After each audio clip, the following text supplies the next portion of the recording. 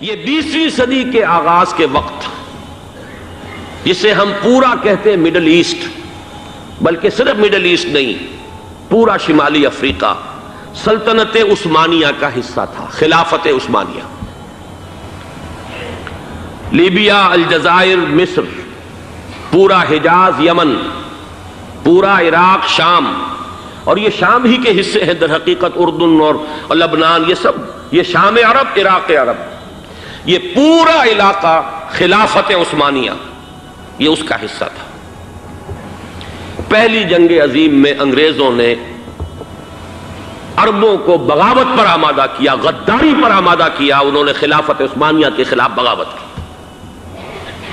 بیج بوئے ان کے دلوں کے اندر نفرت کے، ابھارا انہیں، تم ترکوں کے غلام کیوں ہو، تمہیں خود حاکم ہونا چاہیے، تم کھڑے ہو جاؤ، ہم مدد کریں گے، تم بغاوت کرو، تم ان ترکوں کے خلاف ہماری مدد کرو، ہم تمہیں آزاد کر دیں گے، تم اپنے پاؤں پر خود کھڑے ہو جانا۔ یہ بہت ہی ہمارے لیے دردناک المیہ ہے اس پہلی جنگ عظیم کا۔ کرنل لارنس جیسا شخص، برطانوی استعمار، اور اس کے نتیجے میں عربوں نے بغاوت کی۔ اور اس قدر دردناک بات آپ کو بتا رہا ہوں، میں پہلی مرتبہ جب سن 62 میں حج کے لیے گیا مدینہ منورہ میں، ابھی وہ ریل کے انجن کھڑے ہوئے تھے۔ یہ ترکی کے زمانے میں، سلطنت عثمانیہ کے زمانے میں بغداد سے مدینے تک ریلوے لائن تھی۔ یہ پورا ایک عالم سلطنت عثمانیہ، صرف سلطنت نہیں، خلافت عثمانیہ، پوری ٹرینیں جو ہے ترکوں کی اڑائی گئی، ہزاروں ترکوں کو شہید کیا گیا، یہاں تک کہ صحن حرم میں شہید کیے گئے سینکڑوں ترک۔ یہ جرم تھوڑے نہیں ہے، معمولی نہیں ہے۔ آج جس کی سزا مل رہی ہے، معلوم ہونا چاہیے کہ وہ جرائم کون کون سے تھے۔ اب بھی جو لوگ گئے ہیں انہوں نے دیکھا ہوگا، ترکی کا قلعہ موجود ہے اوپر پہاڑی کے اوپر، حرم کا جو سب سے بڑا دروازہ ہے باب ملک عبدالعزیز، اس کے سامنے ایک لائبریری ہوتی تھی، اب تو غالباً وہ بھی گرا دی گئی ہے، اس کے پیچھے پہاڑی پر ترکوں کا قلعہ ہے پرانا، اس پر توپیں موجود تھیں۔ جب بغاوت ہوئی ہے، جو حرم میں آئے ہوئے تھے ترک فوجی، ظاہر بات ہے نہتے، وہ تو نماز پڑھنے آئے ہوئے تھے، ان کو وہاں ذبح کیا گیا ہے۔ اور ترکوں نے اپنی توپیں استعمال نہیں کی کہ کہیں بیت اللہ کو کوئی گدن نہ پہنچ جائے۔ بہرحال یہ غداری ہوئی ہے پہلی جنگ عظیم کے دوران، اور نہ صرف ترکوں پہ، عربوں نے کی ہے۔ جیسا کہ میں نے کہا تھا، دو ہیں سب سے بڑے مجرم روئے ارضی کے اوپر امت مسلمہ کے طبقات۔ ہمارا پنجابی سپاہی بھی جا کر انگریزوں کی مدد کر کے ایلن بی کو قبضہ جو لے کر دیا بغداد کا، اس میں ہمارے مسلمان پنجابی سپاہی بھی شامل تھے۔ یہ خون چکاں باب ہے ہماری تاریخ کا اس صدی کا۔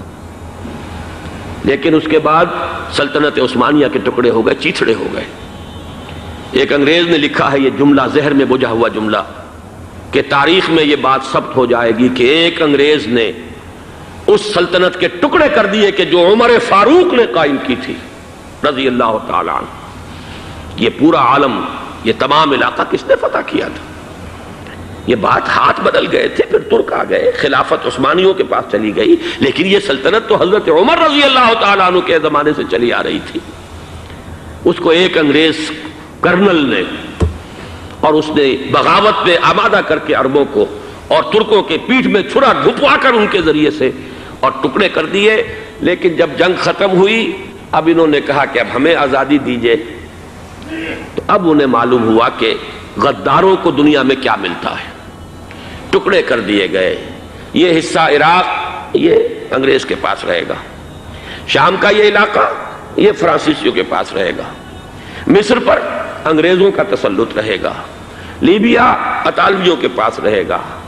لے دے کر یہ جو علاقہ تھا حجاز، چونکہ وہاں کچھ تھا ہی نہیں، بوادٍ غیر ذی زرع، یہ عربوں کے پاس چھوڑ دیا گیا۔ اس وقت جو بادشاہ ہیں شاہ حسین اردن کے، ان کے دادا سب سے بڑے غدار وہی تھے، لہذا ان کو اس علاقے کی بادشاہت دے دی گئی۔ اس کے بعد نجد سے ایک تحریک اٹھی ہے، وہ سعودی جو خاندان ہے وہ نجد سے اٹھا ہے۔ نجد میں اس وقت کچھ بھی نہیں تھا، وہ تو صرف ریت کے تودے تھے اور کچھ بھی نہیں، لہذا ادھر کسی استعماری قوت کو دیکھنے کی ضرورت ہی نہیں تھی۔ وہ تو بعد میں تیل برآمد ہوا اور اس کی حیثیت ہو گئی، اور یہ امارات کا علاقہ جو ہے اس کی دنیا میں اب گویا کہ یوں سمجھیے کہ جو سب سے زیادہ اہم علاقے ہو سکتے ہیں روئے ارضی کے نقشے پر، ان میں سے ایک وہ ہو گیا، لیکن یہ اس وقت کی بات میں کر رہا ہوں، کوئی حیثیت نہیں تھی، لہذا اس کو چھوڑ دیا گیا۔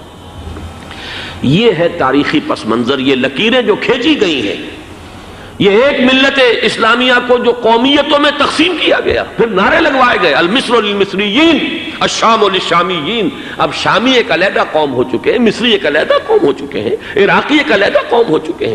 یہ ساری تقسیمیں استعمار کی پیدا کرنا ہے، اس کا کوئی تعلق اسلام کے ساتھ نہیں۔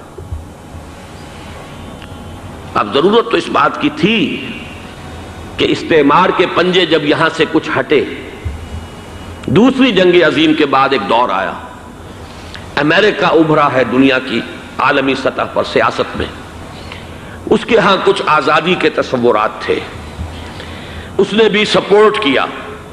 برطانیہ کمزور ہو چکا تھا، وہ اتنے بڑے علاقے کو اب ہولڈ نہیں کر سکتا تھا۔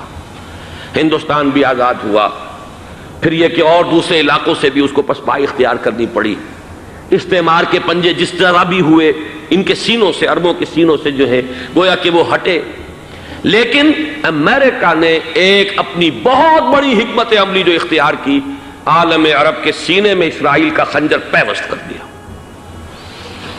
تاکہ یہ کبھی آزاد نہ ہو جائیں، ہمارے انگوٹھے تلے رہے، ہماری پالیسی گورن کرے۔ یہ استعمار کا دوسری جنگ عظیم کے بعد، جہاں برطانوی استعمار، فرانسیسی استعمار رفتہ رفتہ یہ ہٹنے شروع ہوئے۔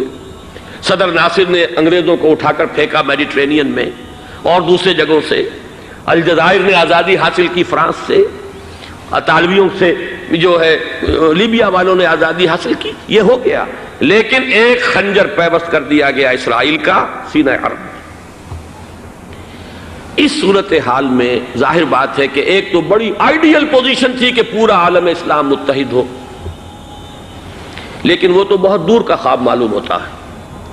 علامہ اقبال سے بڑا کوئی نقیب نہیں ہے ملت اسلامی کی وحدت کا۔ ایک ہو مسلم حرم کی پاسبانی کے لیے، نیل کے ساحل سے لے کر تا بخاک کاشغر، لیکن انہیں بھی اپنے لیکچرز میں کہنا پڑا کہ اس وقت جو صورتحال ہے، پورے عالم اسلام کی ایک وحدت بن جانا تو تقریباً ناممکن نظر آ رہا ہے۔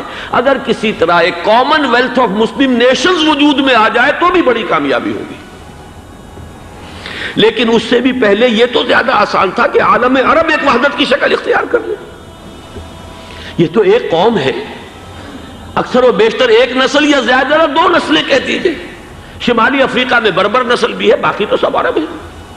یہ پورا عالم ایک نسل، ایک زبان، پورے اتنے رقبے کے اوپر بولے جانے والی ایک زبان، یہ تو ایک ہو جائے۔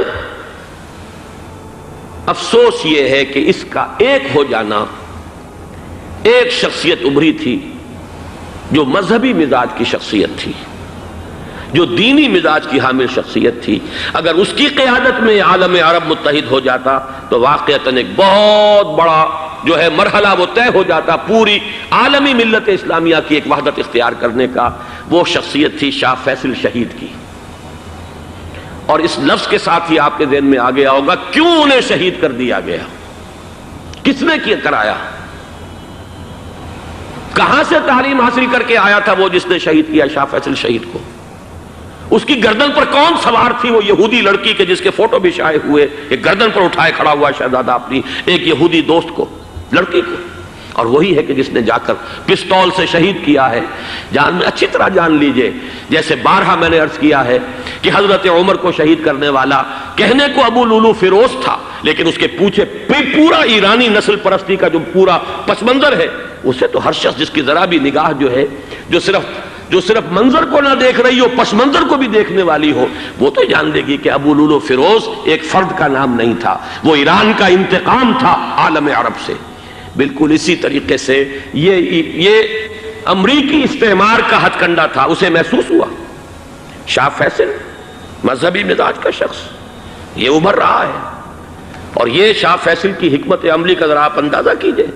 لاہور میں سمٹ کانفرنس ہوئی، اس میں وہ آئے، سب سے ٹاورنگ پرسنالٹی پورے اس وقت عالم اسلام کے اندر شاہ فیصل کی تھی، اور وہ گویا کہ ایک بہت ہی جس کو کہا جائے کہ ایک بہت ایلڈرلی، ایک بزرگانہ ایک شخصیت جو ہے، اور انہوں نے اپنی دولت کے دروازے، عرب میں وہ مشہور تھے کہ نہایت خسیس اور بخیل انسان ہے، اس لیے کہ وہاں وہ خرچ کرتے تھے حساب کتاب کے ساتھ، لیکن ان کے خزانے کھلے ہوئے تھے عالم اسلام کے لیے، ادھر بھی مدد ہے، ادھر بھی مدد ہے، ادھر بھی کام ہو رہا ہے، ادھر بھی کام ہو رہا ہے۔ پھر انہوں نے تیل کا ہتھیار استعمال کر کے ایک دفعہ امریکہ کو دن میں تارے دکھا دیے تھے، لہذا ان کا ہٹایا جانا سین سے یہ امریکی استعمار کے لیے لازم تھا۔